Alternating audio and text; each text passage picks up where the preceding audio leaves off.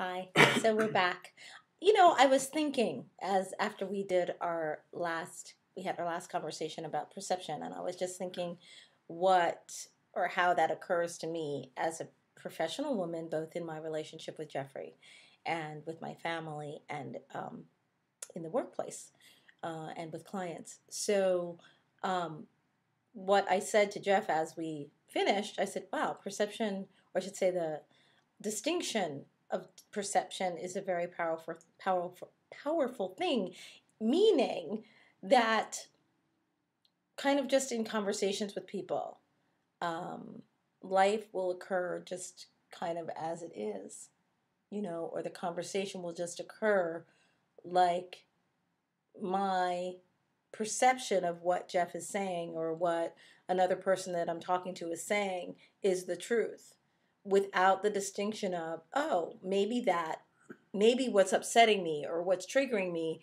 is simply my interpretation of what Jeff or the other person is saying, is what the interpretation is for me. And that's the thing that's triggering my upset or that's getting me angry or whatever. But without the distinction of perception, it's just the way that it is, and he just doesn't know what he's talking about. And you're wrong. You're really wrong.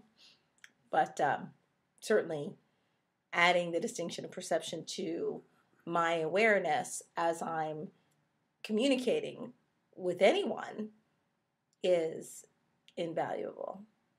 And it's probably no accident that Jesus and the disciples and his disciples and these very wise people that whose words are in the Bible were certainly aware of that and talking about that. So that's what I wanted to add. Please make comments here because this is a pretty enticing conversation. I'm looking forward to hearing what you have to say. Thanks. I actually had a Yeah. thought, like, as we were doing the last recording, I didn't say anything because it was not in the actual sequence of what I had prepared for us to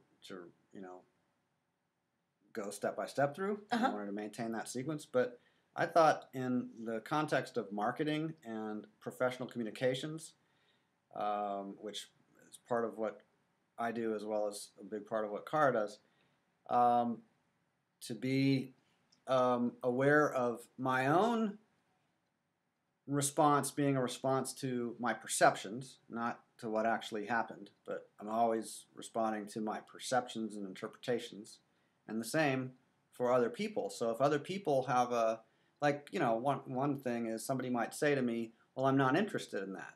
And I want to know, what are they not interested in? Especially if I haven't said much yet. Right. And sometimes I don't find out, and it's just a matter of I'm not interested in talking right now. Mm-hmm. And that's that they're not interested in is talking. Okay, you're not interested in talking right now. That's a different thing that I'm not interested in a particular conversation in general. Very much so. So even what people say sometimes isn't very specific or very clear or even necessarily very useful. Sometimes it's how they say something. I'll know that somebody says something to me in a way that means call back later. Like, I can't talk to you right now. Even if they don't say, call back later, I can't talk to you right now.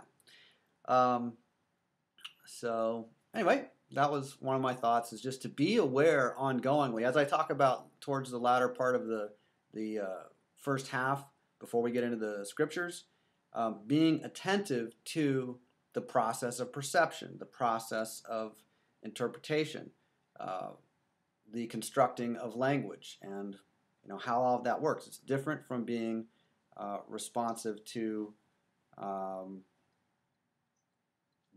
just what someone says. Because if I'm responsive just to what they said, sometimes that won't work very well or won't get very far. Mm-hmm. And if I'm responsive to